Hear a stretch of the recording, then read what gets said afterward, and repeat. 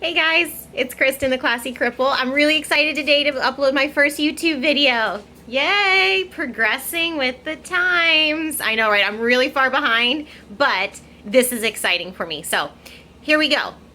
I wanted to talk to you today a little bit about the insecurities that have kind of come up for me and how I have been supported and worked to overcome those recently. So I have, for those of you who don't know, this is your first time watching, I have psoriatic arthritis. I've had psoriasis pretty much all of my life, which are the topical skin lesions. The psoriatic arthritis is kind of a autoimmune related branch off of psoriasis where your immune system is, in the simplest terms I can put it, it's mixed up and it attacks your joints and tries to break them down and causes inflammation around them. So this isn't a good thing. I mean, it's pretty terrible. Like, no one wants to have this happen, but this is, the hand I got dealt. So I don't feel like, as a community of people who are living with this, we're a bit underserved in our, in the awareness of it. We don't know what people are going through. If you've ever heard that saying, always be kind to people because you don't know what it took for them to get out of bed. This is kind of how I relate to that. You don't know what a lot of people around you, what it took for them to get up and function today. So I like to share some of my insights on what my life with PSA is like. So I can reach people who are, of a like situation to mine, but also people who want a deeper understanding of kind of what we go through. Also, if you're living with any type of chronic pain or chronic illness, I think you can relate. So I was diagnosed 14 years ago, and it's been a long journey. And it brought me to a place where I felt really compelled to share and kind of do more of these videos so you can connect with who I am. I did a little bit of blogging, but my hands hurt so bad that just typing all the time is just too much. Can't do it.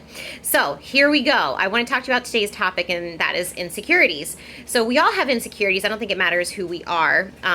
As a society, there are a lot of people working to break down those insecurities and those barriers. They're doing a lot of speaking about it, and there's some powerful information out there. Hold on one second. Let me let the dog in. Come on. Come on.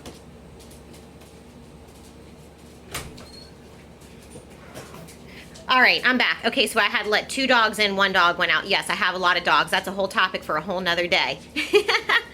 But, okay, back to insecurities. So, as this disease progresses, at least for me, it's pretty aggressive. We've had to make a lot of, tough decisions along the way in terms of, how much are we willing to rob Peter to pay Paul type of thing. What are we willing to trade off in terms of slowing down my disease versus the repercussions of the side effects of the medication that I've been on for an extended period of time. I do have, some irreversible damage from the disease. I'll show you my hands at least. You can see how I hold them. This is a normal position for them. They're very painful. I have my feet, my toes are very painful a lot. My knee and my hips are very painful a lot. And my elbow doesn't fully extend the whole way. See, there it stops. But that's okay. This is the reality of living with this disease. But these are the things that you don't know when you're first diagnosed. These are the things you don't know. How your life is going to change. And for many of us who are diagnosed, we're not diagnosed as children. We're diagnosed as adults. And you remember, who you were and the things you were capable of before this disease really got a hold of your life. So that yields some insecurities, and that process of developing how you're going to deal with them changes. So I want to give you a couple examples of some things that have come up lately, and I'm going to say within the past month. I'm going to couple them together so you can kind of understand how I've worked through some of these things. So I'm really blessed to have some supportive people in my life. My husband is wildly supportive of me. There is nothing that is inconvenient ever. And for many of the other, friendships in my life and people that I'm really close to, there's nothing that's inconvenient about spending time with me or assisting me with a little bit of help. It's honestly, it comes from me, where I'm still learning that it's okay to ask for a little bit of help and to let someone help you. Rather than just kind of tough it out. There's just no reason to do that all the time. And for a lot of us who have PSA, chronic pain, or chronic illness, we condition ourselves into believing that we have to put on a smile every day. We have to be really positive, and it's important to be positive. Don't let me, deter you from that. It's very important to be positive. But, and we think that it's very inconvenient for the people that we're with to be of assistance to us. And I'm finding out along the way that it's really not that inconvenient for them. And when it's not inconvenient for them, it allows me to participate in a different way, and in a way that I was used to always participating before this disease really started to progress. So I'm going to give you a couple examples of that. A month ago, I want to say, I was at my friend Lauren's house, and we were with a group of people that I hadn't met before, and they were all really cool, really, really nice. And we all got on the subject of talking about, music festivals or something, and how some of the people that are in this group really like music festivals, and they do some really big ones in their towns and in their cities that they lived in, because they don't, live locally, all of them. And it was a really neat discussion.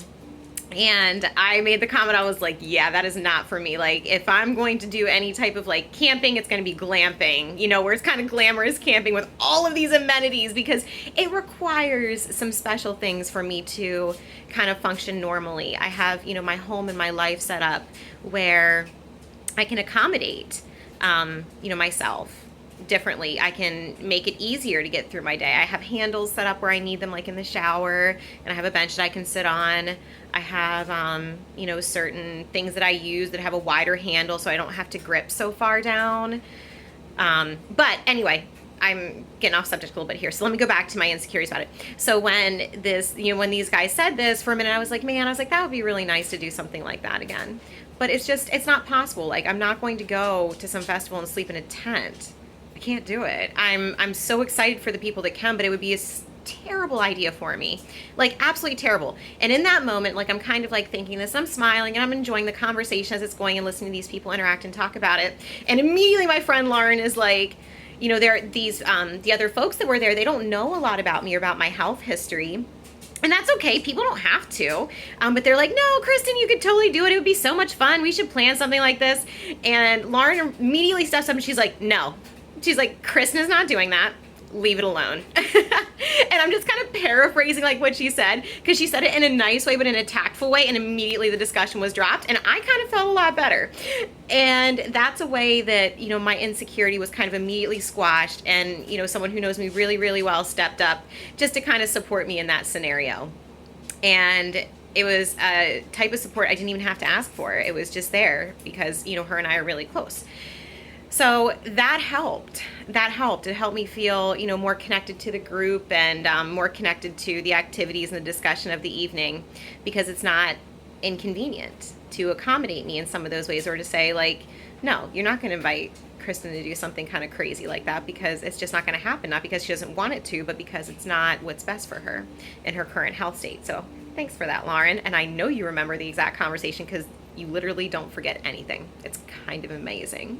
The next thing that kind of came up in my life was one of my other friends. Her name is Carrie. Hi, Carrie.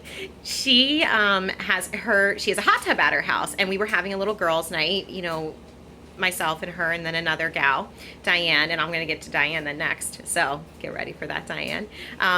And Carrie sent us in a text earlier in the day. She said, hey, we can all get in the hot tub if you like.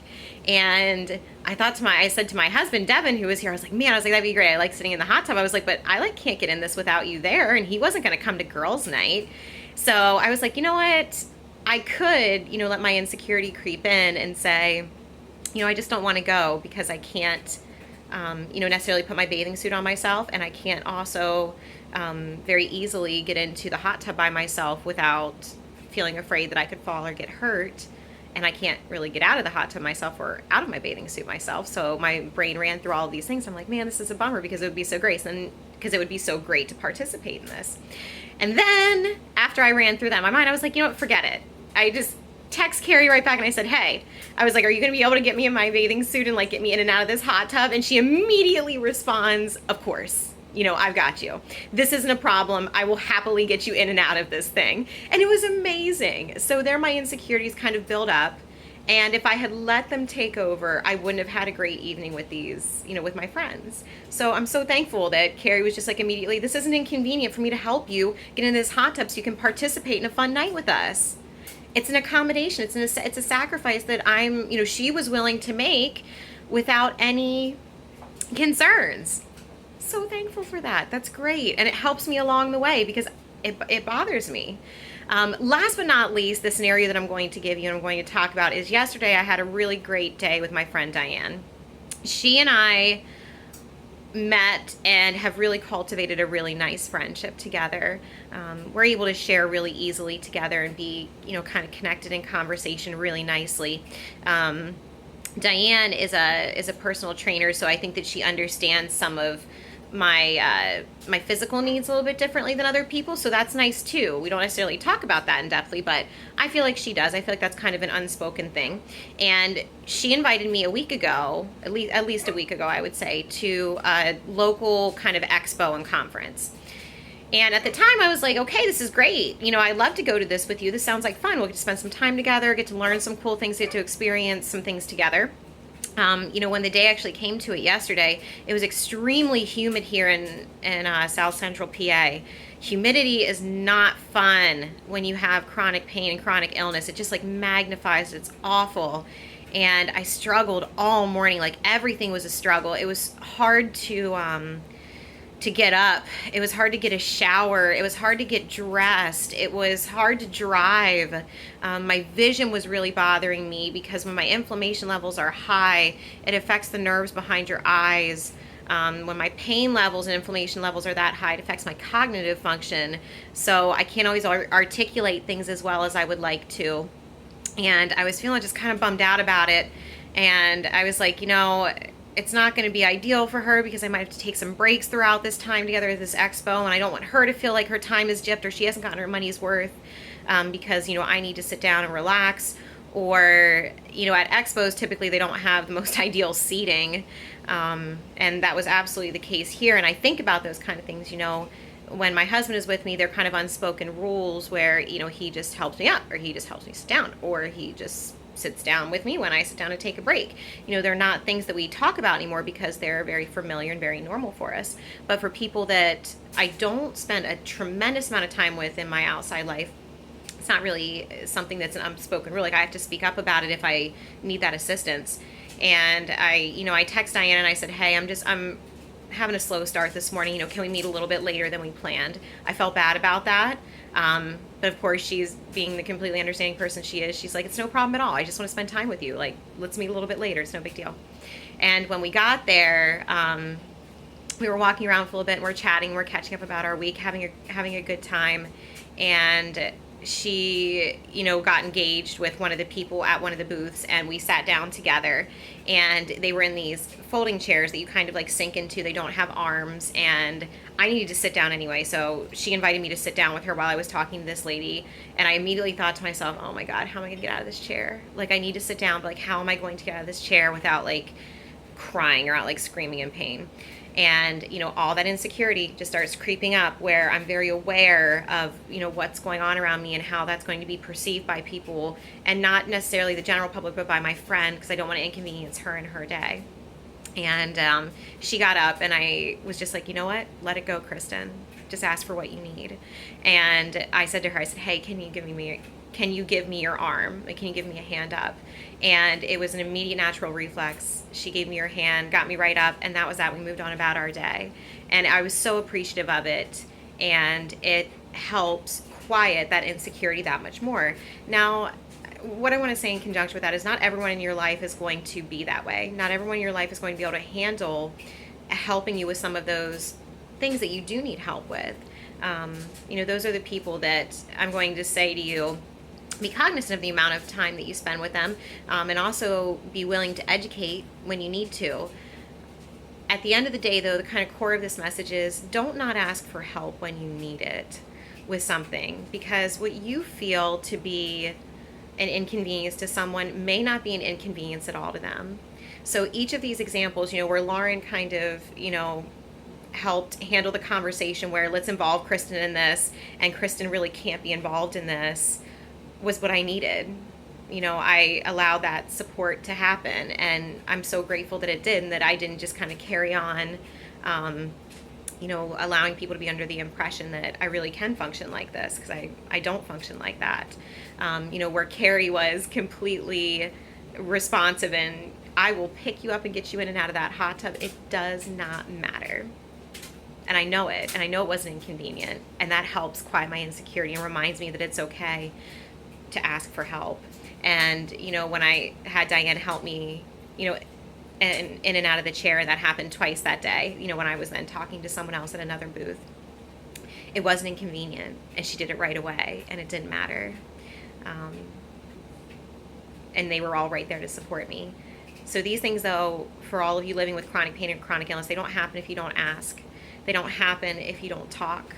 They don't happen if you don't surround yourself with people who love and support you beyond your chronic pain and chronic illness. You absolutely need to share who you are. You need to not close yourself out from those situations because you're feeling insecure that you're going to, be a bother to people, because you need a little bit of kind of TLC, just a little bit of help. People who love you are happy to help you. People who care about you are happy to help you. And that's the message that has resonated with me the past few days, and I am really grateful for it. So stay tuned. I'll definitely be putting out more videos on YouTube because this is fun. And I want to hear from you guys. I want to ask you to do this. I've been doing videos on my Facebook page, The Classy Cripple, for a while. And I want you to share my video. I'm going to ask you, please share my video, because we all have, many of us have hundreds of friends on Facebook. And, whether or not you agree with my message or you think that it all really means something to you, you probably have a friend that it will. So pass it along. The more of us that can become connected and bring self-awareness and some positivity to this very debilitating, kind of complicated disease, I think the better off we're all going to be. We're all going to live a lot more happily and a lot more successfully. So thanks for checking in. I'll talk to you guys soon. See ya.